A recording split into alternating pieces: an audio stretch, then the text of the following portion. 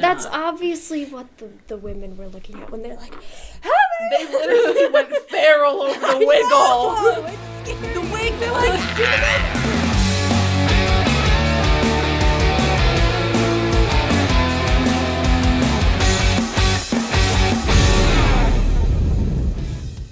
Welcome to Sinema Scrutiny. I'm Heidi. I'm Sarah. I'm Mel. I'm Sam, and we hate Fat Tom Hanks. Today we are reviewing 2022's ELVIS, directed by Baz Luhrmann. Let's get into it. Overview. Okay, I'll leave this right here so we can reference the actors' names because we don't actually know them because we're professionals. No. The cinematography in this film was very creative. But overall, the first time through, it was really hard to comprehend and I was really confused, which might just be me, but that's my take on it. I feel like it was the type of movie that you had to watch more than once to understand, which isn't something that people just naturally get drawn to. Especially when it's 3 hours. Yeah, when it dragged. It's really long. The movie dragged on so long. And right in the beginning, right off the bat, it kind of, while we were in the movie theater, I went to see it with Heidi and Melanie. We literally thought it was a preview. We were like, is this a trailer? What is happening?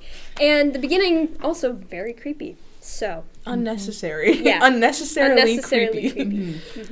There were really weird location transitions where when they would change where they were in the actual movie, like the setting of the movie, a thing would pop up and it didn't mix in. It would say where they were, but it did not mix into the actual scene at all. And it takes you out of the moment, and it's just kind of like... Just a weird title thingy. Yeah, and it doesn't make any sense, really. They could have done that a lot differently, and it would have made a lot more sense. Some of them are really random, and a lot of times I think people think as soon as something random pops up, and they're like, ooh, creativity, let's do something. But sometimes it doesn't work with the plot. You mean Elvis's pelvis? There were super weird, awkward zoom-ins that didn't need to be there at all. Like, if they would have just stayed where they were when they started, it would have done the same thing and been a lot more not weird. Who said it felt like The Office? Melanie. Yeah.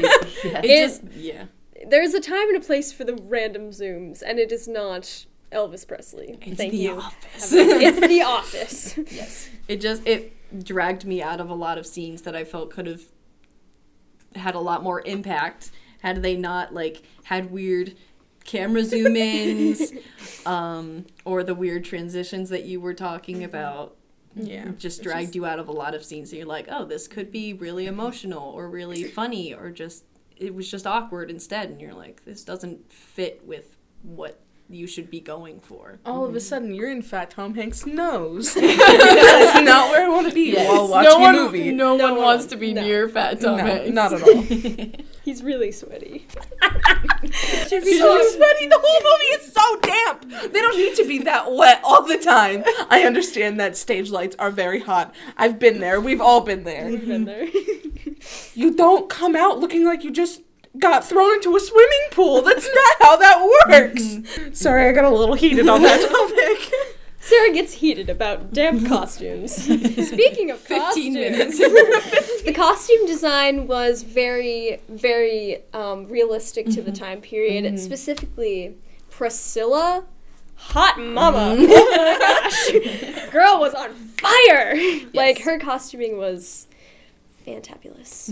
Absolutely. Yes. On every account. So. And Elvis's suits were also really accurate. Yes. And although we hate Fat Tom Hanks with a passion, as you might have heard in the beginning, which is the whole point of why we started this, the prosthetics were done very well. Yes, just as a whole. Yeah. The whole costume and hair and prosthetic people, they went off. They did phenomenal. At the end when Elvis is supposed to be on his last show and he's dying because he is so drugged up, because that's what actually happened. They made him they made Austin Butler look chubby, also very sweaty, but that was the only scene that the sweat was acceptable. Only scene, because that actually happened.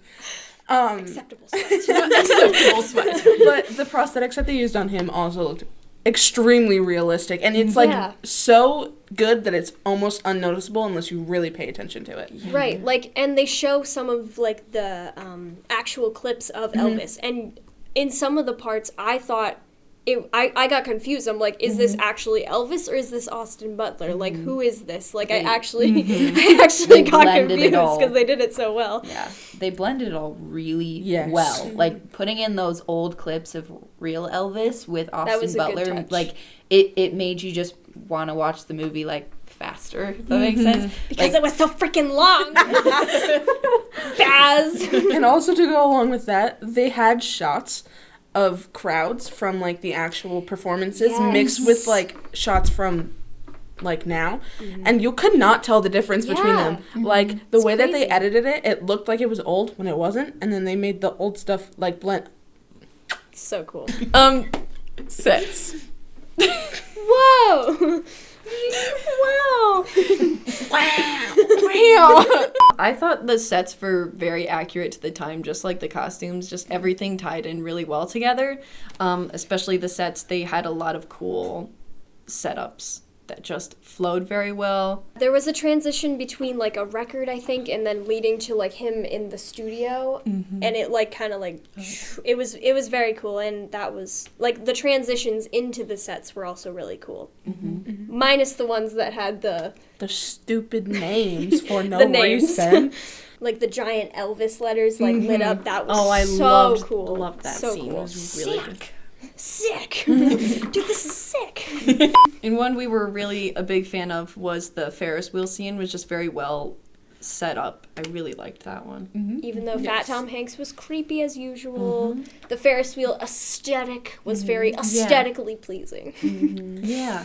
Speaking of Austin Butler and the whole cast, like, they were casted so well. Everybody looks exactly like who they're playing. Not only did they look like them, but the way that Austin Butler, like, moves and the way that he talks and the way that his lips move, like, he looks exactly like Elvis. Like, if you were to look at him from the neck down, you would have no clue whether it was actually Elvis or Austin Butler, which is one of my favorite parts of the entire thing. So good. It's very accurate. Not to talk about the crotch shots, which he also did very well, because the way that he moved literally looked like Elvis. Like, you're kind of uncomfortable with some of the close-up shots that should have not been in there. Too many crotch close-ups, guys. We don't need to see that. Like, it was a little close for comfort. But even though, like, it makes you uncomfortable, that's literally how Elvis looked when he moved. Yeah. And But you should leave room for the imagination in that.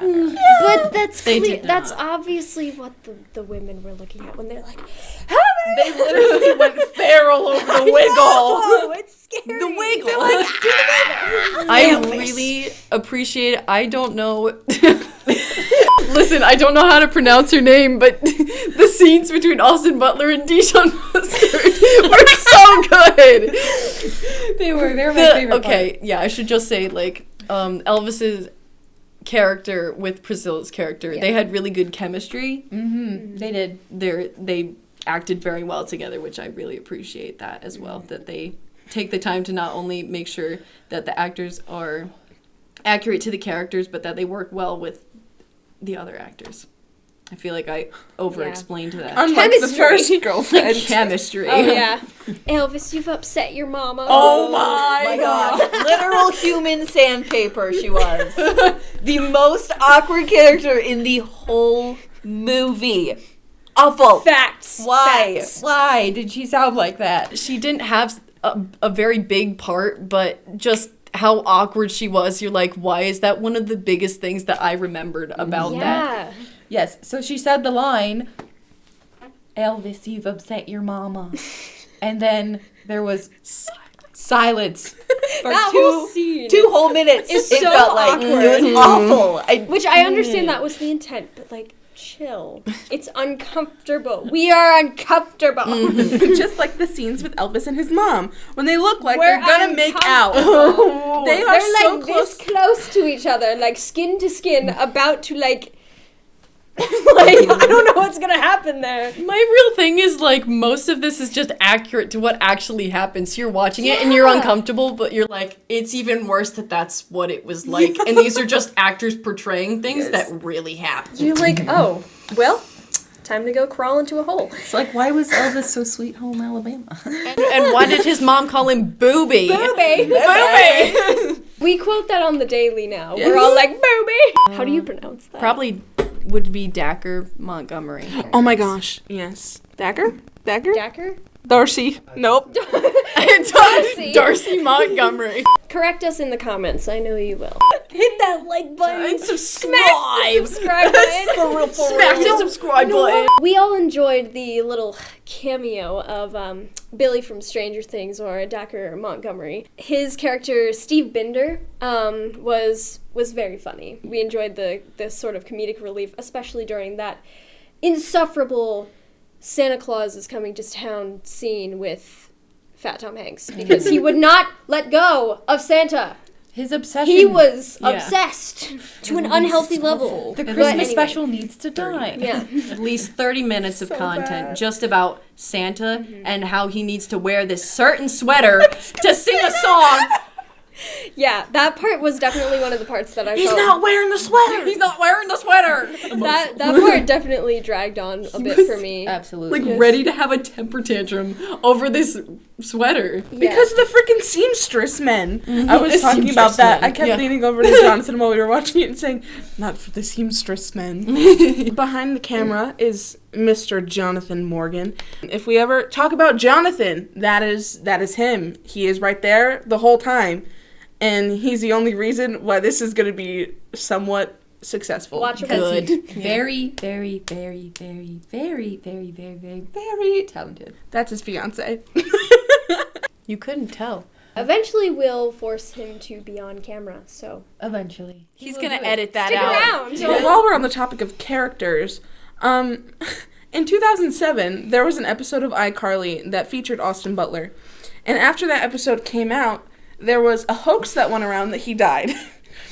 I never found out that was a hoax, and I thought that he was dead until the movie Elvis came out last year.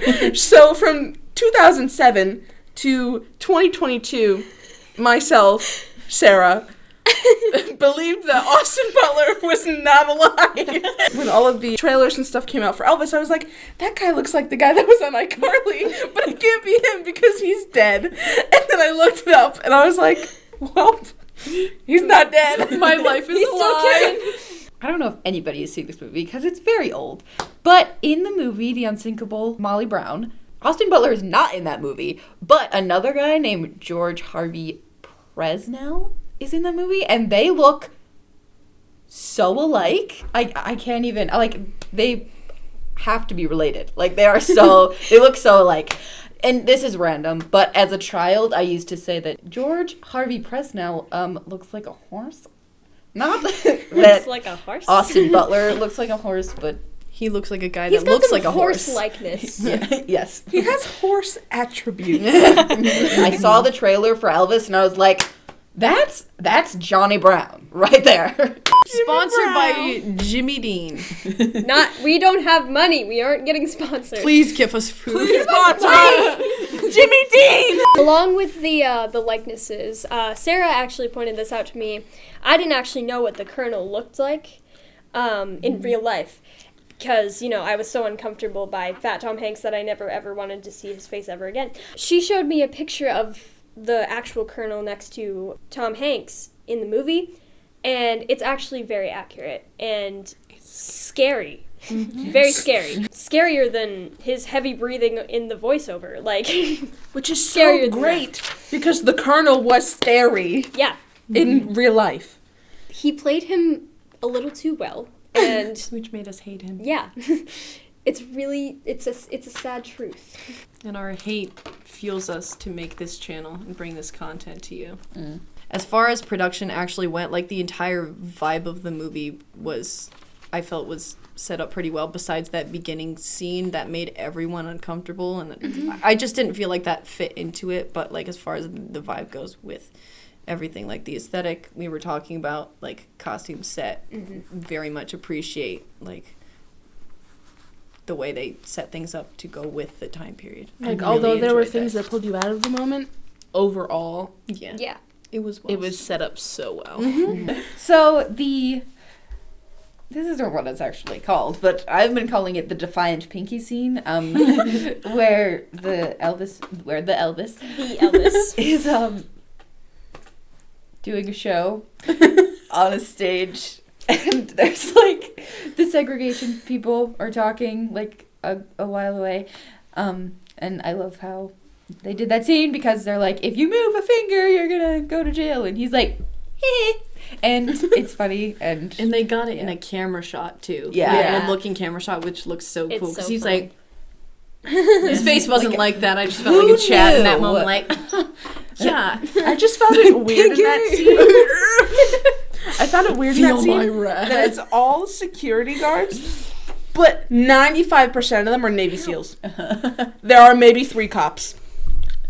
Where did the Navy SEALs come from? They just want a free concert, man. but like They're not even looking at them. They're facing the crowd, trying not to get them to go They're facing kill 'em. crazy women. Women are crazy. Can we hold on?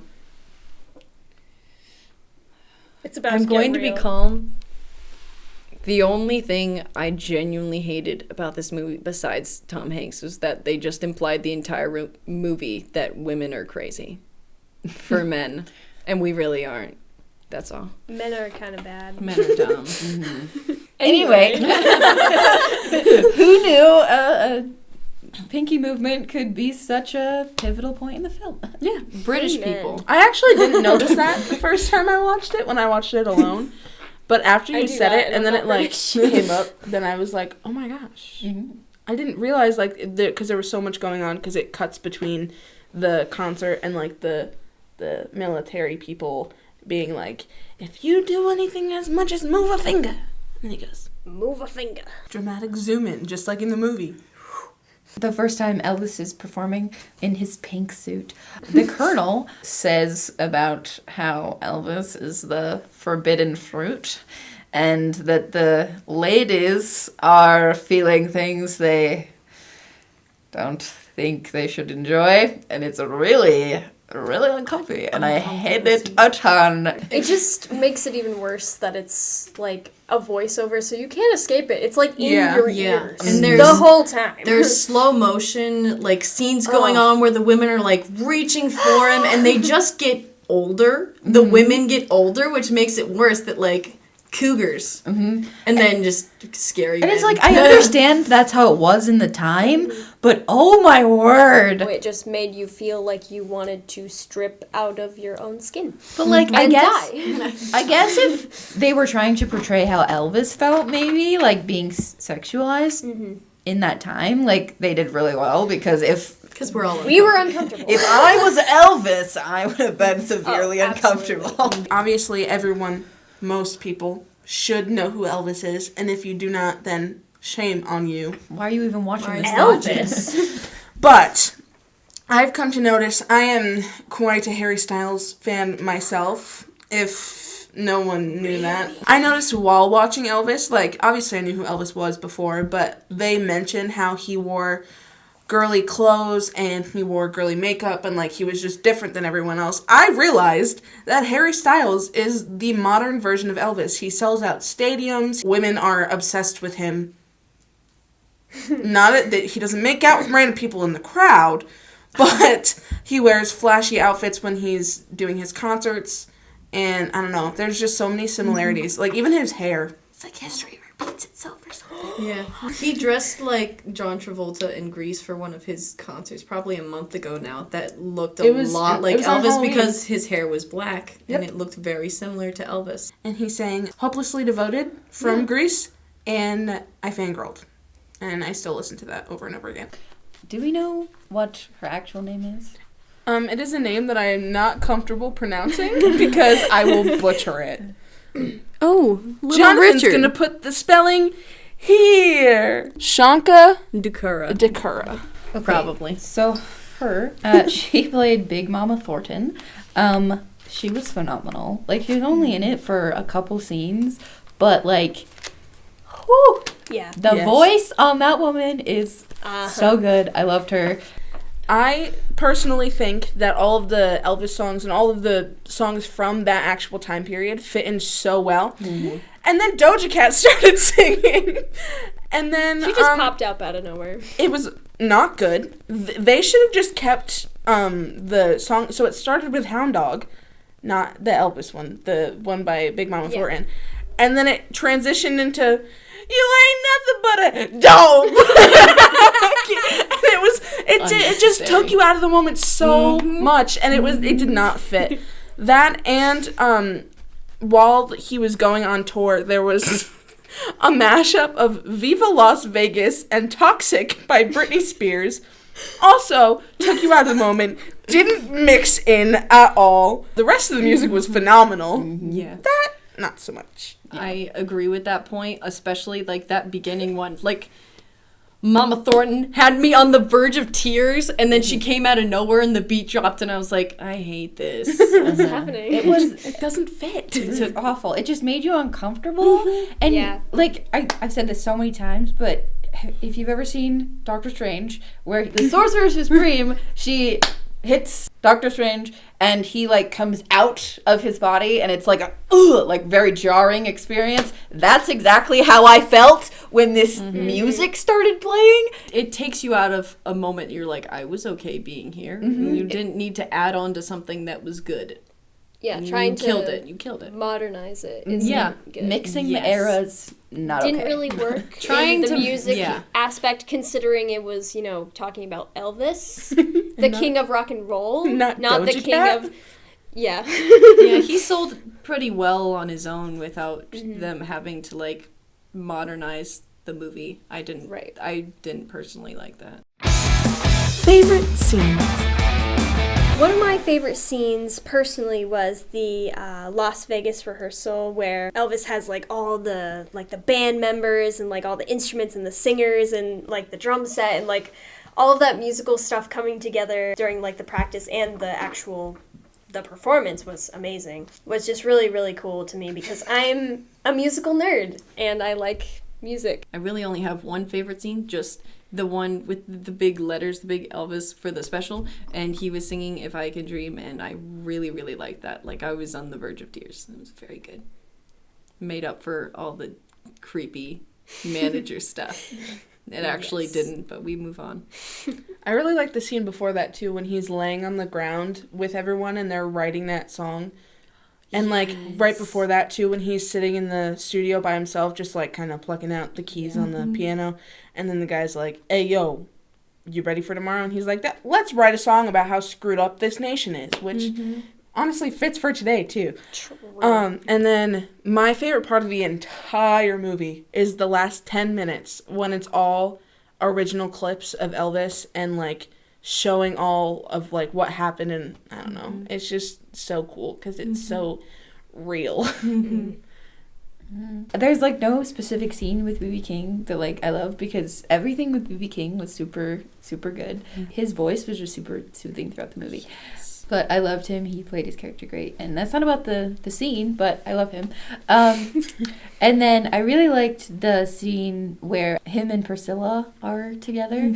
And they're just talking and being like teenagers, and it's cute. And the kiss part a little weird. I do like that scene very much. They, as we said before, in We're about to kiss. We're just hovering. Yeah, Elvis, Mama? Oh no! they lingered for far too long. Yes. They're like, just kiss already! Stop!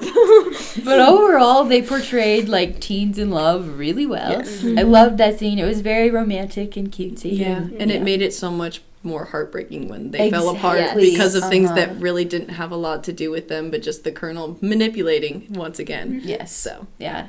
Exactly. That was such a good point. Amen. I didn't fully process what you said, so I went like, yeah, it did make a good point. Yeah. Absolutely. So I'm so sorry. It was such a good point. That was such a good point. Really, what you were talking about with like when he was like laying with his head like looking up at and then the fireworks in the car window. That was so cool. Yes. Favorite quotes? So, just a quick disclaimer on all of these quotes that we are about to rattle off. We picked these because we think they're humorous, because we're childish and stupid. So, don't expect us to be mature. Okay. Hot diggity dog, Billy. I've got one. He's white. Booby. I made Elvis Presley. Elvis, you've upset your mama. I ought to shoot you in your fat face. Final thoughts. It was extremely well done in the production department. Like, hair, costumes, everything in that department, set, phenomenal. Like, they did so well. The portrayal of Elvis's life, like, they did so well. Like, covering the corruption and the drug problem and how awful the colonel was. Like, great. Super creepy, though. So out of 5 stars, I'd give this movie a 2 out of 10 because it was super long, and a 3 out of 10. 3 out of 5 stars because it was way too long and my attention span is short. So my final thoughts on this movie. I personally loved this movie, although it was creepy and I didn't like some of the cinematic aspects that were put into it, like from the director. Overall, I am a music history dweeb. And so the whole movie itself, I loved the meaning behind it, obviously, because it's about Elvis. And they portrayed his life so well, and it made you feel uncomfortable, which is why I liked it even more, because Elvis's life was uncomfortable as a whole. Out of 5 stars, I gave it a 3.5, just because it was so long. It was so long, and no, thank you. I enjoyed the overall aesthetic that they were going for, especially because I'm like a film geek, so I think into cinematography. Like she was talking about the costumes that were made and how much they pay attention to the time period that they're working with. The actors also had really good chemistry together, which I appreciate as an actor. I did feel that they didn't need to modernize it as much as they did because Elvis's life was enough of a story on its own without them trying to add in things from our time, because it wasn't our time, it was his time. So I would give it 3 out of 5. The movie was kind of long. I get way too distracted way too easily. Some of it was uncomfortable, and I understand where they were coming from, but no.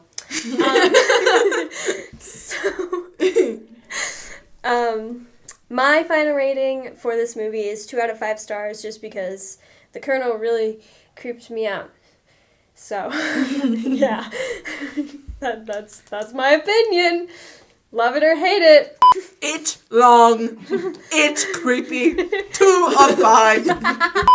Thank you for watching. Until next time. Gazoontite. And God bless. Roll credits!